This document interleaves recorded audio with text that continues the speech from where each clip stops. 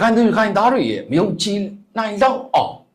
စီလုံးညီညွတ်ပြလိုက်တဲ့လုပ်ရက်ကိုကျွန်တော်မိသားစုဝင်တွေကိုကျွန်တော်တင်ပြပေးချင်တယ်ဗျာ ULA ကိုတရားဝင်အုပ်ချုပ်ရေးအာဏာပိုင်အဖြစ်သတ်မှတ်ပေးဖို့အဲ့ဒီအကြောင်းအရာကို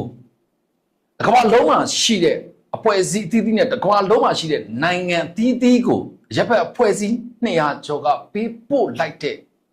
ဒီပေးအကြောင်းကြားစာကျွန်တော်တို့အရန်ကိုအားကျအထင်ကြီးမိပါတယ်ရခိုင်သူရခိုင်သားတွေအားလုံးစုစုစည်းစည်းနဲ့လုံးနေတာတကယ်ကိုဝမ်းသာမိပါတယ်ဗျာဒီအကြောင်းကိုကျွန်တော်တင်ပြပေးပြစီ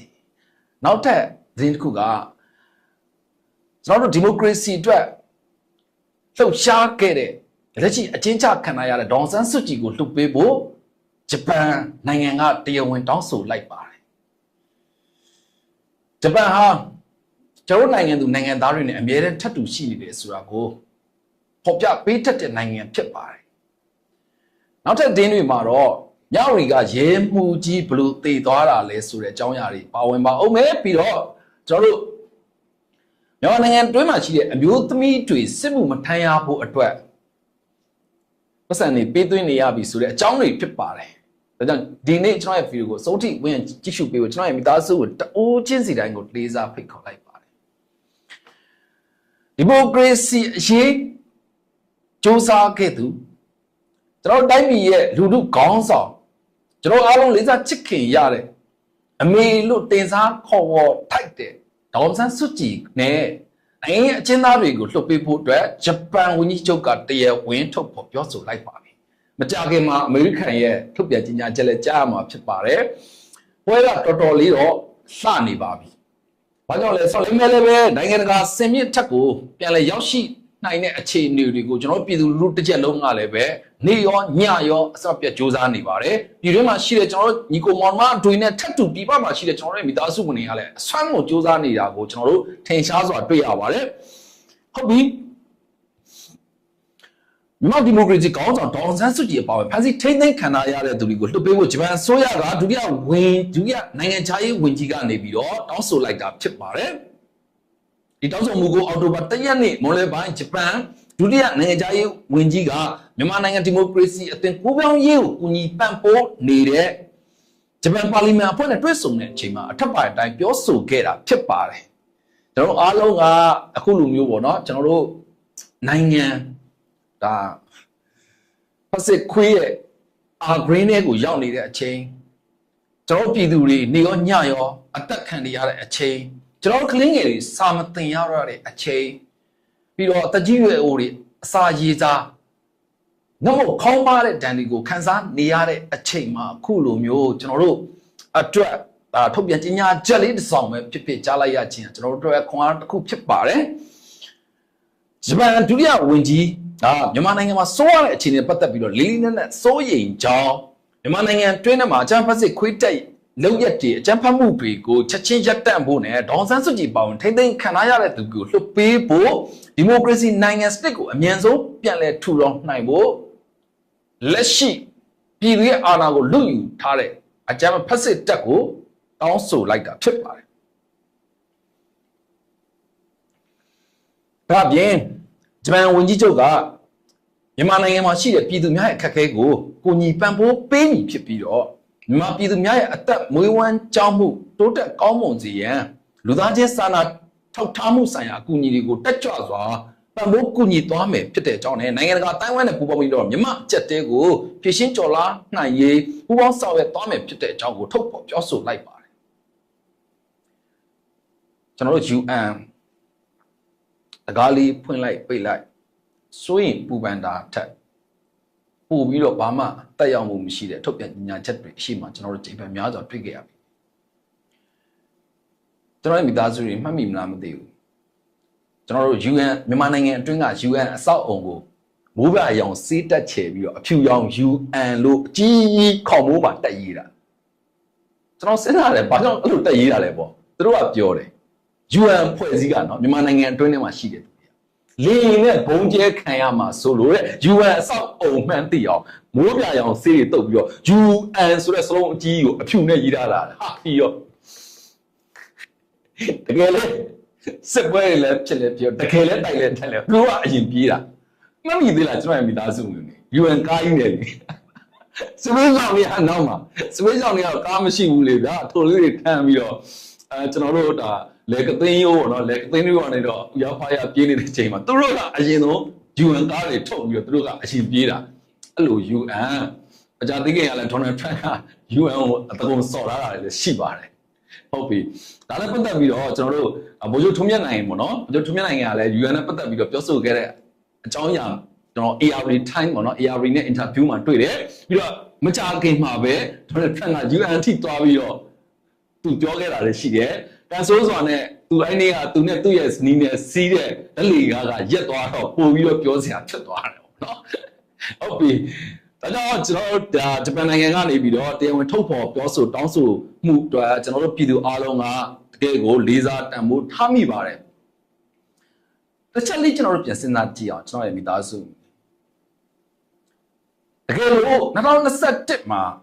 မင်းအောင်လှိုင်အုပ်စုအာဏာမသိမ်းခဲ့ဘူးဆိုရင်ကျွန်တော်တို့နိုင်ငံဘယ်အဆင့်ထိရောက်နေပြီလဲတခါတည်းမှာကျွန်တော်တို့ပေါ့နော်အခုလိုမျိုးကျွန်တော်ရဲ့မိသားစုဝင်တွေဆွေးနွေးတင်ပြနေတဲ့အချက်တွေအချို့ကကျွန်တော်တို့အရန်ကိုစေးတိုင်းထွာတာတွေရှိတယ်ပြီးတော့အချို့ကျွန်တော်ကိုတိုက်ရိုက်ပေါ့နော်ချင်းချောက်တာတွေလည်းရှိပါတယ်ဒါပေမဲ့ကျွန်တော်တို့ဒါတွေနဲ့ပတ်သက်ပြီးတော့လုံးဝကိုဂရုလည်းမစိုက်ပါဘူးဒါပေမဲ့ပြောချင်တာကတော့ကျွန်တော်တို့ကငကိုကလေးကပါတီဝင်နိုင်ငံရေးသမားတွေမဟုတ်ဘူးငကိုကလေးကနိုင်ငံရေးသမားတွေမဟုတ်ဘူးအာဏာသိမ်းလိုက်လို့ကျွန်တော်တို့လူငယ်တွေရဲ့အနာဂတ်ပြီးတော့ကျွန်တော်တို့ကလေးငယ်တွေရဲ့အနာဂတ်ပျောက်တော့မယ်ပြီးတော့ကျွန်တော်တို့တိုင်းပြည်မှာအဆိုးဆုံးအခြေအနေကိုရင်ဆိုင်ကြုံတွေ့ရတော့မယ်ဆိုတာကိုကျွန်တော်တို့လည်းနားလည်သိရှိခံစားမိတဲ့အတွက်ကျွန်တော်တို့ဓမ္မဘက်မှာပြက်ပြက်သားသားရက်တည်ခဲ့တာဖြစ်တယ်ကျွန်တော်တို့လုပ်နေတဲ့စီးပွားရေးတွေအကုန်လုံးပေးဖယ်ပြီးတော့ကျွန်တော်တို့သွားနေတဲ့လမ်းကြောင်းတွေကနေသွေးဖယ်ပြီးတော့ကျွန်တော်တို့ဒါဒီပေါင်းများစွာရဲဆက်ဆက်တပ်ဖြတ်ညှင်းဆဲခံနေရတဲ့ကျွန်တော်တို့တိုင်းရင်းသားညီကိုမောင်မတွေဘက်ကနေတော့ကျွန်တော်တို့မမမက်ရက်တည်ခဲ့တာဖြစ်တယ်ကျွန်တော်ဒီနေ့တင်ပြမယ်ဒါ ULA-AA ပြီးတော့ရခိုင်သူရခိုင်သားတွေပြီးတော့အနာပိုင်းအဖွဲ့အစည်းအဖြစ်အတိအမှတ်ပြုဖို့တောင်းဆိုတဲ့အကြောင်းအရာကိုကျွန်တော်အဓိကတင်ပြပေးမှာဖြစ်တယ်အဲ့ဒီအကြောင်းအရာကိုဘာကြောင့်တင်ပြမှာလဲဆိုတော့အားကြလို့ပါကျွန်တော်တို့ကရင်လက်ထွက်တွေပါကျွန်တော်ကရင်တွေနေပါတဲ့သူတွေမဟုတ်ပါဘူးကျွန်တော်ကရင်အရန်တော်တဲ့သူတွေပါဒါကမ္ဘာလုံးမှာကျွန်တော်တို့ရဲ့ကရင်ပညာတတ်တွေအများကြီးရှိကျွတ်တဲ့ဒီပြီးတော့လက်ရှိကျွန်တော်ကရင်ဖက်ဒရယ်နဲ့ကရင်နိုင်ငံရေးမှာလည်းပဲဦးဆောင်နိုင်တဲ့ကရင်လူငယ်တွေအများကြီးရှိတယ်ကရင်ကိုမအလာကအရန်ကြောက်ကရင်ကြောက်ရအောင်လဲပဲကရင်ကြောက်အောင်လဲကရင်ကတကယ်လုံးပြခဲ့တာဒါကြောင့်လည်းကရင်ကိုဦးချောဖို့အတွက်ကရင်ပြည်နယ်အတွင်းထဲမှာကြားဖြန့်ကိုဖိုးသွင်းထားတာကြားဖြန့်ဟာအလကားကရင်ပြည်နယ်ကိုရောက်လာတာမဟုတ်ဘူးကျွန်တော်မိသားစုKNU ကိုအားနေအောင်တောက်လျှောက်သူတို့တွေဒီမျိုးစုံနဲ့စူးစမ်းခဲ့တယ်ပြီးတော့လက်ရှိအင်အား KNU နဲ့အတူကျွန်တော်တို့ပူးပေါင်းတပ်ဖွဲ့ PDF တွေရောက်လာတဲ့အချိန်မှာအင်အားကြီးထွားလာတဲ့အတွက်အဲ့ဒီအခြေအနေကိုတဖြည်းဖြည်းနဲ့အင်အားနေသွားအောင်တဖြည်းဖြည်းနဲ့တွဲထွက်သွားအောင်ပြီးတော့တဖြည်းဖြည်းနဲ့ပြောချင်တာကဗျာတော်လိုင်းရေးမှာလူငယ်တွေစိတ်ပြတ်သွားအောင်ပုံဖော်ကြတာဒါတကယ်ကိုမဟာဗျူဟာမျိုးသူတို့တွေစနစ်တကျလုပ်ထားတာဖြစ်တယ်အဲဒါကြောင့်ရဲဘော်တွေနဲ့ကျွန်တော်တွေ့အမြဲတမ်းကျွန်တော်စကားပြောဘာမှအားငယ်စရာမလိုဘူးဘာမှစိတ်နဲ့ကြစရာအဲ့လိုကရင်ပြည်နယ်ကိုလာတာအဝတ်တစ်ထည်ကိုတစ်ခုနဲ့ထွက်လာကြတာဟုတ်ရဲ့လားကျွန်တော်အများဆုံးပါကြောဘော်ကြီးတစ်လုံးပေါ့ဗျာဘယ်သူမှကားကြီးပေါ်မှာဟလာအိမ်ပြောင်းရွှေ့တယ်လို့မျိုးအများကြီးတည်ဆောင်ပြီးတော့ပါလာမဟုတ်ကျွန်တော်နဲ့ကရင်ပြည်နယ်ကကြောဘော်ကြီးတစ်လုံးနဲ့ပဲဆိုတော့ဒီအချင်းလေးကိုကျွန်တော်သိစေချင်တာပါဟုတ်ပြီဒါဆိုရင်လက်ရှိကရင်ပြည်နယ်မြောက်ရီအတွင်းမှာမြောက်ရီရဲတပ်ဖွဲ့ကရဲမှုကြီးအောင်နိုင်ဦးဘာဖြစ်သွားလဲဆိုတာပါဒီမှာအပျော်လွန်ပြီးတော့တေဆုံးသွားတယ်ဒါကကျွန်တော်တို့သိတဲ့သတင်းပါတစ်ဖက်သူတို့ပြန်ပြီးတော့ပေါ့နော်တ ဒါကျွန်တော်တို့သက်ဆိုင်ရာအာဏာပိုင်ဖွဲ့စည်းတွေကိုသတင်းပေးပို့တာကတော့ရုတ်တရက်အုံနောက်သွေးကြောပြက်ပြီးတော့တိတ်ဆုံးသွားတယ်ပေါ့ဗျာအမှန်တကယ်တမ်းတော့ KTB မှာဝိစီရီအလုံးအကျုံသုံးပြီးတော့တိတ်ဆုံးသွားတာဖြစ်တဲ့အကြောင်းကိုတိကျခိုင်မာတဲ့သတင်းရင်းမြစ်ကနေကျွန်တော်တို့ရရှိထားတာဖြစ်ပါတယ်မြရီရွှေကုတ်ကိုအဲ့ဒီတကြောလုံးဟာဝိစီနဲ့ပတ်သက်ပြီးတော့တရားဝင်ရောင်းချသုံးစွဲနိုင်တဲ့အခြေအနေနဲ့ online လောင်းကစားတွေနဲ့ကက်စီနိုတွေပြီးတော့အခြားသောဒါကမ္ဘာကြီးကိုလိမ်လည်လှည့်စားတဲ့လုပ်ငန်းတွေကိုတရားဝင်လုပ်ကိုင်နိုင်တဲ့အခြေအနေရှိနေတယ်ဆိုတာကိုကျွန်တော်ရဲ့ view ကိုကြည့်နေကျွန်တော်ရဲ့မိသားစုတွေအားလုံးသိမြောက်ရီမှာအကုန်ရှိတယ်ကျွန်တော်ရဲ့မိသားစုအကုန်ရတယ်လက်နက်ဝယ်မလားရတယ်မြောက်ရီမှာရှိတယ်ငွေစေဝဝယ်မလားမြောက်ရီမှာရှိတယ်အားလို့လဲအကုန်ရတယ်မြောက်ရီမှာပတ်စံရှိဖို့ပဲလိုတာဒီလိုအခြေအနေမျိုးကြီးစုပ်ပြတ်တတ်တော့အောင်ဖန်တီးထားတာဘယ်လိုပြောမလဲဗျာကျွန်တော်ခက်ကြမ်းမပြောချင်လို့တခဲကိုဟိုအတန်းကြီးတိုင်းပဲဒါပေမဲ့အဲ့ဒီမှာစီမင်းတရားရေးတော်၎င်းပြည်နယ်တိုးတက်ရေးတော်၎င်းဒါချောင်းမြောင်းအိုးအိမ်တွေကို၎င်းကြည့်လိုက်စုပ်ပြတ်တတ်နေရာတိုင်းမှာဖုံကြီးပဲဒီကိမဲ့သွားမယ်ဆိုရင်လည်းပဲလက်နက်ကင်အဖွဲ့တွေကားတွေနဲ့ဥပဒေကိုသွားနေတာပဲတွေ့ရတယ်မြို့တစ်မြို့ရဲ့အလှပမရှိပြီးတော့ကရင်ပြည်နယ်ရဲ့အနက်သက်လုံးဝပြောင်းနေတဲ့မြောက်ဦးရွှေကုသူတို့တွေအရန်ကိုအလုပ်များနေတယ်ဘာတွေအလုပ်များတယ်တရုတ်တွေကိုပို့ပေးရတယ်ကြိုပေးရတယ်လူလူကြီးလိုက်ယူပေးရတယ်ပြီးတော့သူတို့လူကြီးတွေဘိုးတစ်ထောင်တွေတွာလာတဲ့လမ်းကြောင်းတွေကိုအနောက်ကနေလိုက်ပြီးတော့တပ်မန်းတော့ဗျာလုံလူကြီးလိုက်ပေးရပါတယ်ဒီလိုအခြေအနေဖြစ်နေတာပါကျွန်တော်ရဲ့မိသားစုတွေဒါကင်ပြည်နယ်မှာရှိတဲ့ကျွန်တော်ညီကိုမောင်တို့လည်းသိတယ်ကျွန်တော်ရဲ့ရဲဘက်တွေလည်းသိတယ်လက်ရှိမြောက်ပြည်မှာကိုယ်လည်းတွာလာနေတဲ့ကျွန်တော်တို့မိသားစုတွေလည်းသိပါတယ်မိုးလေးမရွာနဲ့ရွာလာနဲ့မြောက်ပြည်ကရေမြုပ်မြို့တစ်မြို့နဲ့တူတဲ့အရာတစ်ခုမှမရှိတော့တဲ့တကယ့်ကိုစုပ်ပြတ်တတ်နေတာကိုကျွန်တော်တို့ရင်နာနာနဲ့မြင်တွေ့နေရတာဖြစ်တယ်မြောက်ပြည်ကိုကျွန်တော်တော်လာတဲ့တမက်ဝင်တွေတွားလို့မရဘူးဒါလေးကိုဒီစက်ချင်နေတာပါဟုတ်ပြီ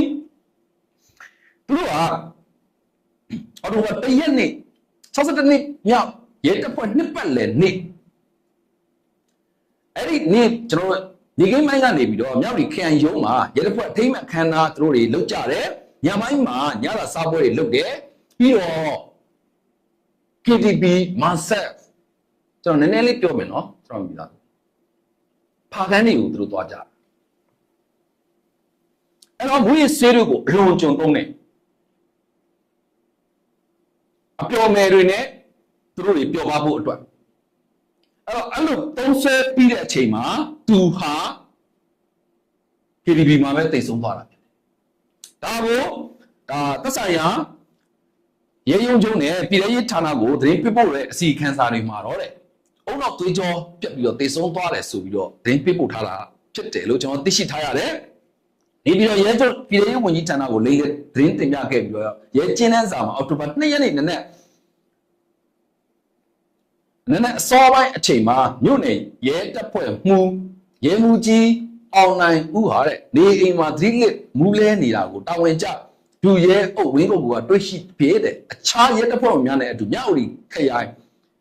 ပြည်သူစေုံကြီးကိုတင်ပို့ခဲ့ကြောင်းရင်းတို့တင်ပို့စဉ်မှာမြောက်ဦးခရိုင်စေုံမှာတာဝန်ကျဆရာဝန်ဒေါက်တာအောင်ကောင်းမြတ်ကလက်ခံပြီးတော့ရေးပေါ်လူနာဆောင်မှာကုသပေးခဲ့တဲ့စေကူသားမှုခံယူရင်းနဲ့ဘယ်ချိန်မှာတည်သွားတယ်ပေါ့ဗျာဆိုတော့သူတို့ကအတူတူပဲအဲ့ဒါကြောင့်လည်းပဲအတူတူလိန်ကြတာပြီးတော့အတူတူပေါင်းပြီးတော့အတူတူခိုးစားကြတယ်ဒါပေမဲ့ကျွန်တော်တို့ပြည်သူရဲ့ဒါပေါ့နော်စွတ်တောင်းမှုတွေဒီအချိန်တွေကိုသူတို့တွေလည်းခံစားရတယ်စွတ်တောင်းနဲ့ဒီကျွန်တော်တို့တဝူးချင်းစီရဲ့စွတ်တောင်းမှုတွေကတကယ်ကိုထိရောက်ပါတယ်အဲ့ဒါနဲ့ပတ်သက်ပြီးတော့ဒေါ်စန်းစုကြည်လည်းပြောမှုတယ်သူ့ရဲ့မွေးနေ့မှာပေါ့နော်သူ့အတွက်များများစွတ်တောင်းပေးဖို့စွတ်တောင်းမှုကတကယ်ကိုထိရောက်ပါတယ်အချိန်တစ်ခုမှာကျွန်တော်တို့တန်ပြန်တက်ရောက်မှုတွေရောက်လာမှာဖြစ်ပါတယ်ဟုတ်ပြီရဲမှုကြီးကတော့ကျွန်တော်တို့ဘက်ကနေပြီးတော့တနက်လဲဖောက်เสียမလို့ချွေးလဲကြเสียမလို့ဘာမှလှုပ်เสียမလို့ပဲနဲ့ခက်ခဲပေါ့ဗျာဘာတစ်ခုမှဖန်တီးเสียမလို့ပဲနဲ့သူ့ကိစ္စသူ ထုတ်ကျင်းသွားရပါတယ်ဟုတ်ပြီလူဆိုတာတင်မျိုးဖြစ်ပါတယ်ကျွန်တော်မိသားစုဝင်နေဒီနေ့မှာ ULA AA နဲ့ကျွန်တော်တို့ရခိုင်သူတိုင်းသားတွေရဲ့တကယ့်ကိုစီးလုံးညီညွတ်မှုပြီးတော့ကျွန်တော်တို့ ULA ကအုပ်ချုပ်ရေးပိုင်းတွေမှာမရမနာလုပ်နေတယ်လို့အလကတက်တော့ AA နဲ့ပူးပေါင်းတပ်ဖွဲ့ဝင်တွေတိုက်ခိုက်ရေးမှလည်းပဲမရမနာစူးစမ်းပြီးတော့တိုက်ပွဲဝင်နေတယ်သူရဲ့အနောက်မှာရခိုင်ပြည်သူတရက်လုံးကထက်ချက်မကွာလိုက်ပါပြီးတော့ sport ပေးနေခြင်းရန်ကိုကျွန်တော်လေးစားအားကြမိတယ်လုံးလုံးနဲ့ကျွန်တော်ကရခိုင် passport ကင်ပြီးတော့ရခိုင်မှာသွားနေမှာတကယ်ပဲကျွန်တော်လည်းငါကြိုက်တယ်ငါပြကြိုက်တယ်ရခိုင်မုတ်တီကြိုက်ဟုတ်ပြီကျွန်တော်ရဲ့မိသားစုပဲကျွန်တော်ဒါလေးကိုစနစ်တကျသတိချလေးတင်ပြပေးကြပါမယ်ULA AA ကိုတဲ့တရားဝင်အုပ်ချုပ်ရေးအဖွဲ့ဖြစ်အတိမတ်ပြုဖို့အတွက်ကုလသမဂ္ဂနဲ့နိုင်ငံတကာတန်မတ်များကိုရဟတ်အဖွဲ့အစည်း202ဖွဲ့ကတောင်းဆိုလိုက်တာဖြစ်ပါတယ်သူတို့ရဲ့တောင်းဆိုချက်ကစက်သားလုံးနေရခိုင်မှာပြည်သူကစစ်ကောင်စီကိုမယုံကြည်ပဲနဲ့ ULA AA ကိုပဲယုံကြည်ကြချောင်းပြောဆိုပြီးတော့တောင်းဆိုလိုက်တာဖြစ်တယ်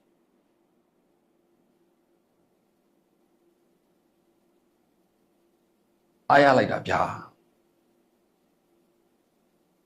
ဘောကြလုံးနေအားကြပြီဂျမ်ပတ်စစ်ခွတ်တက်ကိုလုံးဝမထောက်ခံမနဲ့ ULA AA အရုပ်တစ်ခိုင်အတွက်ပြောစားတက်ပြီးတိုက်ပွဲဝင်နေတဲ့အခါတက်တော့ AA နောက်မှာတူတူထက်ချက်မကွာလိုက်ပါပြီးတော့ကုညီဝင်းရနေတာထောက်ခံပေးနေတာရခိုင်ပြည်သူတစ်ရက်လုံးကရင်မှာလည်းဒီလိုဖြစ်ရင်ဘယ်တော့တော့ကောင်းနိုင်လဲဗျာဟုတ်ပြီဒီအိတ်ဖွင့်ပေးစာကို2025ခုနှစ်ကျွန်တော်တို့စက်တင်ဘာမှာပေးပို့ခဲ့ခြင်းဖြစ်ပါတယ် ULA ကိုတရားဝင်အုပ်ချုပ်ရေးအာဏာပိုင်ဖြစ်သတ်မှတ်ပေးရမယ်အကြောင်းရင်းများအဆိုပါအဖွဲ့အစည်း202ဖွဲ့ကဒါစုပေါင်းပြီးတော့ဥက္ကဋ္ဌဦးစောဝေဆန်က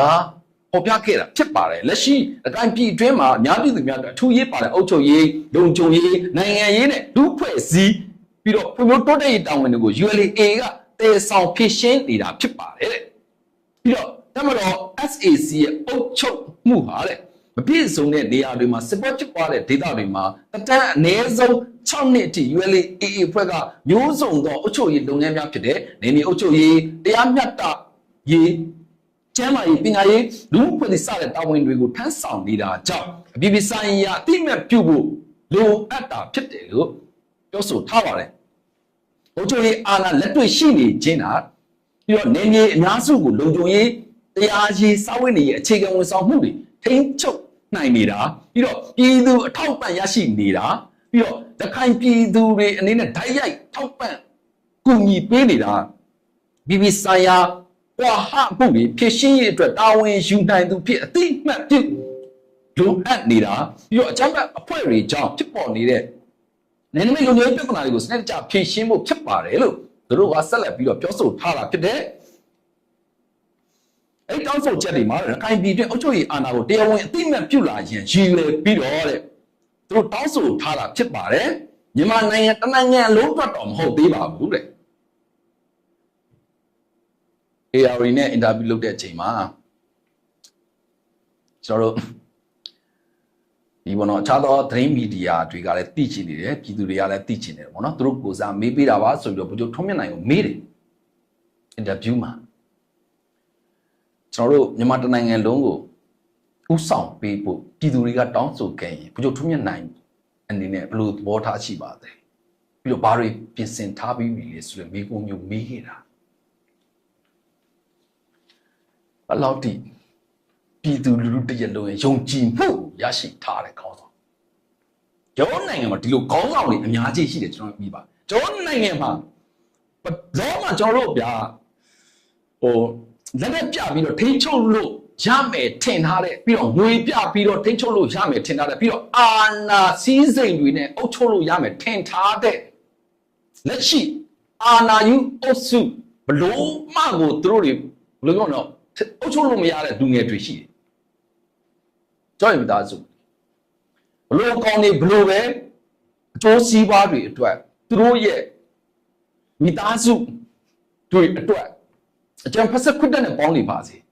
ကျွန်တော်လူငယ်တွေရှိသေးတယ်အများကြီးရှိသေးတယ်ကျွန်တော်ပြပါဟုတ်ပြီသူရဲ့အဓိကယူရဲ့ချက်ကတော့တဲ့သက်ဆိုင်ရာနိုင်ငံတွေအနေနဲ့ ULA ကိုစစ်အဖွဲ့အဖြစ်တာမကတာဝန်ရှိတဲ့အုပ်ချုပ်ရေးအဖွဲ့အဖြစ်အသိမှတ်ပြုဖို့ဖိအားပေးခြင်းဖြစ်ပါတယ်ကျွန်တော်မိသားစုဝင်တွေရခိုင်သူရခိုင်သားတွေဘာကြောင့်တောင်းဆိုတာလဲ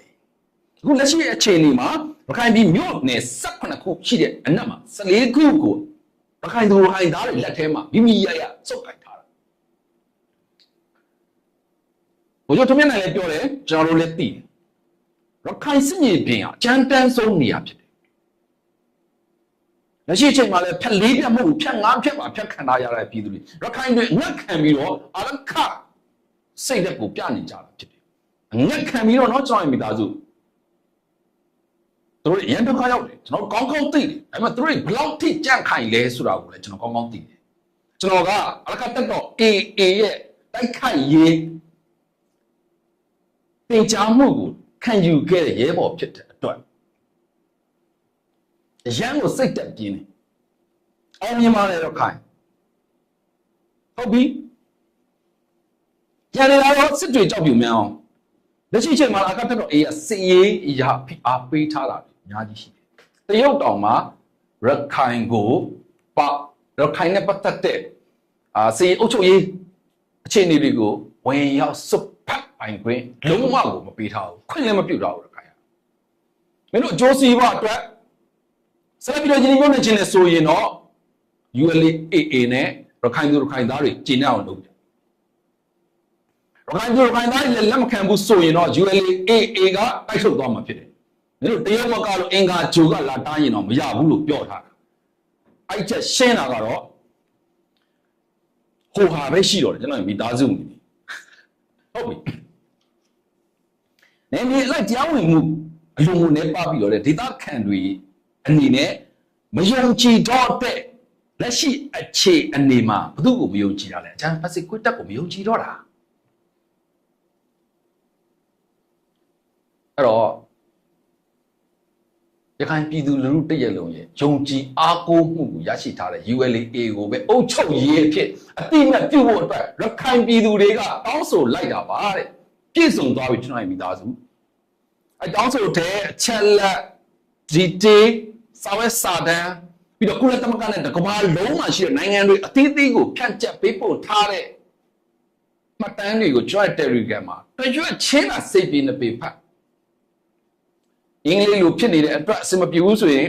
Google Translate နဲ့ဘာသာပြန်ပြီးဖတ်ရမယ်ကျွန်တော်မိသားစုကျွန်တော်တို့သိဖို့လိုတယ်ပြီးတော့ကျွန်တော်တို့အတူယူဖို့လိုတယ်ကာဒီယမ်မှာအချို့လူကြီးတွေနှစ်ပေါင်းများစွာတော်လန်ခဲ့ပါတယ်နှစ်ပေါင်းများစွာလှုပ်လှုပ်ခဲ့ပါတယ်ငါတို့တော့ဘလို့ပါညဆိုတာတွေထက်ကျွန်တော်တို့လက်ရှိအခြေအနေမှာနိုင်ငံရေးတော်တကောင်စီရေးတော်တကောင်ပြောင်းလဲလာတဲ့အခင်းကျင်းတွေအများကြီးရှိတယ်ဆိုတော့ဒီပြောင်းလာတဲ့အခင်းကျင်းတွေမှာကျွန်တော်လူငယ်တွေရဲ့ဒီစိတ်အားထက်သန်မှုတွေကိုဘယ်နေရာမှာအသုံးပြုမလဲငါတို့လူငယ်တွေကကျွန်တော်တို့လူကြီးတွေကဒီလူငယ်တွေကိုဘယ်လို support ပေးမလဲဒီလူငယ်တွေလုံနိုင်စွမ်းဟာဘလောက်ထိကြီးကျယ်တယ်လဲငါသူတို့ကိုဘယ်လိုပံ့ပိုးမလဲဆိုတာကိုစဉ်းစားရမယ်ချင်းလူကြီးတို့မတိုက်ပါနဲ့ရတယ်နောက်ပါပဲနေကျွန်တော်တို့တိုက်ပေးပါမယ်ဒါပေမဲ့တခုတော့ဂရိပေးကျွန်တော်တို့နောက်ကြည်လမ်းဖောက်ပါသေးတယ်ကျွန်တော်တို့ကြုံတွေ့ခဲ့ပြီပါရှိခိုးကောင်ကကျွန်တော်နောက်ကြည်ပြစ်ခံရတာကျွန်တော်မိသားစုဘယ်သူမှမမေးနဲ့ကျွန်တော်စီဝါအောင်မေးဟုတ်ပြီဒါကကျွန်တော်တို့အတူယူအောင်အကူရအောင်ဒါနဲ့ပတ်သက်ပြီးတော့ကျွန်တော်မိသားစုဝင်တွေလည်းတကယ့်ကိုကျင့်နဲ့မိမယ်လို့ထင်တယ်ဟုတ်ပြီဒီလားပြည်သူအများစုပါလေ ULA ကိုတက်တန်းတိုးလို့တောင်အစိုးရအဖြစ်လက်ခံထားတဲ့အဖွဲ့အနေနဲ့ယုံကြည်ထားတယ်တဲ့လက်ရှိမင်းအွန်လိုင်းတက်တန်းတိုးတဲ့6လဟုတ်တယ်နော်ကျွန်တော်မိသားစုနောက်ဆုံးတက်တန်းတိုးလို့မရတော့ဘူးပြီးတော့သူတို့လက်ရှိအကြမ်းဖက်စစ်ခွေးတက်ကတခိုးတက်မရိန်းတက်ဓမြတက်ဝေစေဝါသုံးတဲ့တက်နောက်ဆုံးထမိန်မှာ ရုပ်ပြီးတော့ကြောပွေးတွေထက်ပြီးတော့ခိုးပြေးတဲ့တက်အင်းကြီးအင်းကောင်းတွေကိုပဲတက်ပြီးတော့ရှင်းမြဟာတွေအကုန်လုံးကိုခိုးပြီးသွားတာတော့မှသူတို့ခိုးလို့ခိုးမှမသိအောင်အင်းကိုကမီးရှို့ခဲ့တဲ့တက်ပြီးတော့ကမ္ဘာလယ်မှာတောက်ရက်ကွဲဆုံးတက်ဒါကိုတရုတ်ကမြင်နေပြီ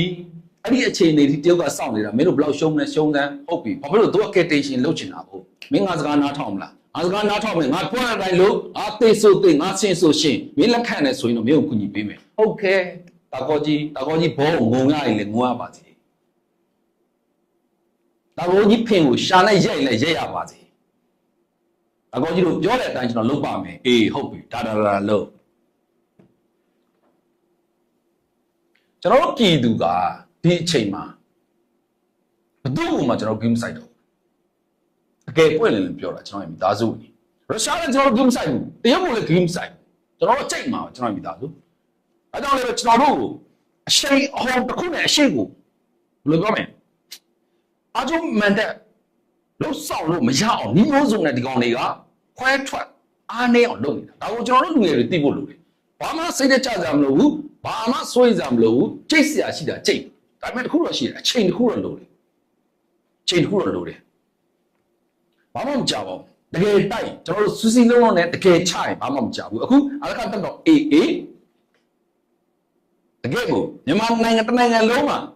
ဘာမှအဦးဆုံးလွတ်မြောက်နေပြီဖြစ်တော့မှကျင်ညာနိုင်တော့မဲ့အခြေအနေထိဒီအချိန်မှာပြည်သူတရားလုံးကအင်းနဲ့အားနဲ့ပါလာတာဖြစ်တယ်ဟုတ်ပြီကျွန်တော်မိသားစုဝင်တွေဒီနေ့ဒီကုန်းချုပ်လေးနည်းနည်းလေးပြောချင်တယ်အဲ့ဒါကတော့မြန်မာနိုင်ငံအတွင်းထဲမှာရှိတဲ့မမတ်တွေညီမလေးတွေစစ်မှုထမ်းခေါ်ဆောင်ခံရတဲ့အကြောင်းကိုပြောပြချင်တာပါစစ်မှုမထမ်းခြင်းဘူးဆိုရင်တော့အခုအချိန်ဒီမှာသူတို့တွေငွေပေးပြီးတော့အပတ်စဉ်တွေရွှေ့နေကြပါပြီယောက်ျားလေးတွေကုန်တော့ဖြစ်လာတဲ့ဆိုရင်မိန်းကလေးတွေဆွဲအောင်မှဖြစ်တယ်ဘယ်လောက်ထိရုံမာတဲ့ကောင်တွေထောင်ထဲမှာရှိတဲ့ဖိုးဆိုးလူနိုင်မရင်းမှုတွေနဲ့ကြာနေတဲ့ကောင်နောက်ဆုံးသေတံပေးထားတဲ့ကောင်တွေတော့မှထောင်ထဲကထုတ်ပြီးတော့လက်ဝေကလူမိုက်မွေးတဲ့ကောင်တွေကျွန်တော်ရဲ့မိသားစုမှတ်မိပါတယ်ကျွန်တော်ရန်ကုန်သူရန်ကုန်သားတွေပိုသိတယ်ဟုတ်တယ်နော်ဒီလောက်ကြည့်တော့စိုးရတဲ့ကောင်တွေအမျိုးသမီးတွေကိုထပ်ပြီးတော့ခြာနှင်းဖို့ဆိုတာလေသူတို့တည်းမခဲရင်ဘူးဟုတ်ပြီလာတိုင်းငွေ9000ကျပ်ပေးနေရတယ်အပတ်စဉ်ရွှေ့တာနော်အဲ့ဒါအပတ်စဉ်ရွှေ့တာနော်ကျွန်တော်တို့ဗျာအမျိုးသမီးစစ်မှုထမ်းအပတ်စဉ်1ပြီးသွားပြီနော်ကျွန်တော်မိသားစုအပတ်စဉ်2 3 4ဒါတွေကဆေးရထွက်လာပြီဆိုတော့အဲ့ဒါကိုရွှေ့တာအပတ်စဉ်ရွှေ့တာသူကအပတ်စဉ်2ဆိုပါတော့ဗျာအပတ်စဉ်2မလုပ်ချင်အပတ်စဉ်3ကိုရွှေ့တာလာစဉ်ရွှေ့ပြီးတော့သွားတာတလောက်မြန်မာငွေကျပ်9000ပေးရတယ်မပေးနိုင်ဘူးဆိုရင်တို့ပြောလို့စစ်မှုထမ်းရမယ်လာစဉ်ငွေပေးပြီးတော့ပေါ်တာဆွဲခံနေရတဲ့အခြေအနေတွေလည်းအခုအချို့နေရာတွေမှာဖြစ်ပေါ်နေပြီးတော့မယန်းကုန်းမြို့နယ်မြို့သမီးကပြောတယ်ကိုလုံးတဲ့လစာကိုသူတို့ကိုလစဉ်ထောက်ပံ့နေရတာအဆင်မပြေတော့ဘူးတဲ့အခုဓမြတိုက်နေတာပဲလက်နဲ့ပြပြီးတော့စက်ကြေးကောက်နေတာကိုပါမြို့သမီးတို့ကြီးရင်ဆိုင်ဖြည့်ရှင်းလို့မရတဲ့အခြေအနေတွေမှာကျွန်တော်တို့မြို့သမီးတွေအတန်ထွက်လာပါပြီဟုတ်လားလက်ရှိချိန်မှာလည်းကျွန်တော်တို့ဒါသကောင်စင်းဆိုတဲ့ခေါင်းစဉ်တွေနဲ့ဒါလူဝေးစင်းတွေလည်းကောက်ယူပြီးမြို့သမီးတွေရှိတဲ့နေအိမ်တွေမှာလည်းဒါစရင်အတိုင်းဝင်ငွေပေါ်မူတည်ပြီးတော့9000ကနေပြီးတော့9သိန်းကျပ်အထိပေးချေနေရတယ်လို့ဒေသခံတွေကထပ်မံပြီးတော့ဖြစ်ဆိုပြောဆိုထားတာရှိတယ်။နောက်စဉ်ကျန်ပါစေခွေးတက်လောက်ခံအုတ်ချုပ်ရေးတွေနဲ့ဘာကောင်တွေညာကောင်တွေကိုအမတော်ကြီးလို့ပဲဆိုရမလားဘလို့ကြီးလို့ခေါ်ရမလားကျွန်တော်မိသားစုတွေပေးဆောင်နေရတာဖြစ်ပါတယ်အကျိုးအိမ်ဒီမှာဆိုရင်ဒါအမဖြစ်တဲ့သူတွေပေါ့ဗျာအသက်တွေကြော်သွားပြီဒါပေမဲ့အိမ်မှာရှိတဲ့တူမလေးတွေညီမလေးတွေကအသက်20ဝန်းကျင်ဖြစ်တော့စစ်မှုထမ်းမှာပါဖို့အတွက်အမတော်ကြီးလားအဲ့တော့ညီမတော်ကြီးလား9000ကနေ9သိန်းထိပေးပြီးတော့စစ်မှုထမ်းပတ်စင်ကိုရွှေ့ရင်းနဲ့နောက်ကိုရောက်အောင်စူးစမ်းနေကြရတဲ့သူတို့ရတဲ့အလုံးနဲ့သူတို့ရဲ့ဝင်ငွေဟာသူတို့မစားရဘဲနဲ့လက်ရှိကျွန်တော်ပတ်စင်ခွတ်တဲ့ပတ်သက်တဲ့အုပ်ချုပ်ရေးတွေပြီးတော့စစ်ကော်မရှင်တွေစကားမကြီးကိုစက်တာနေရာချောင်းရနာနာနဲ့ထုတ်ပေါ်ပြောဆိုခဲ့တာဖြစ်ပါတယ်ကျွန်တော်မိသားစုဝင်တွေကျွန်တော်ဒီလက်ရှိဒီတော်လှန်ရေးမှာမိမိတို့လွတ်ဆောင်ပြီးတော့ကျွန်တော်တို့တိုက်ပွဲဝင်ကြရအများကြီးရှိပါသေးတယ်လက်ရှိတိုက်ပွဲတွေဖြစ်ပွားနေတယ်နေရာစုံမှာပါပဲဘာတပြန်ကြားတယ်ပေါ့ဗျာကျွန်တော်ဘာမှမရှိတဲ့အခြေအနေကနေပြီးတော့တော်လှန်ရေးစခဲ့တာဒီပွဲကကျွန်တော်တို့နိုင်ပါတယ် တေချာတယ်ကျွန်တော်မိသားစုဒီနေ့မှာကျွန်တော်တင်ပြခဲ့တဲ့အကြောင်းအရာတွေကျွန်တော်မိသားစုအားနဲ့တက်မလို့ညှော်လိုက်ပါတယ်နောက်လာတဲ့ဗီဒီယိုဒီချက်ပိုကောင်းကျွန်တော်စူးစမ်းပေးပါမယ်NPCB ကပီကြောက်နဲ့ကျွန်တော်နိုင်ငံတွင်းမှာရှိတဲ့မိသားစုတအိုးချင်းစတဲ့ဘေးကနေကင်းရှင်းပါတဲ့ကြောင့်လေးလေးနက်နက်စတောင်းခြင်းနဲ့ကျွန်တော်ရေကိုရှင်းလိုက်ပါ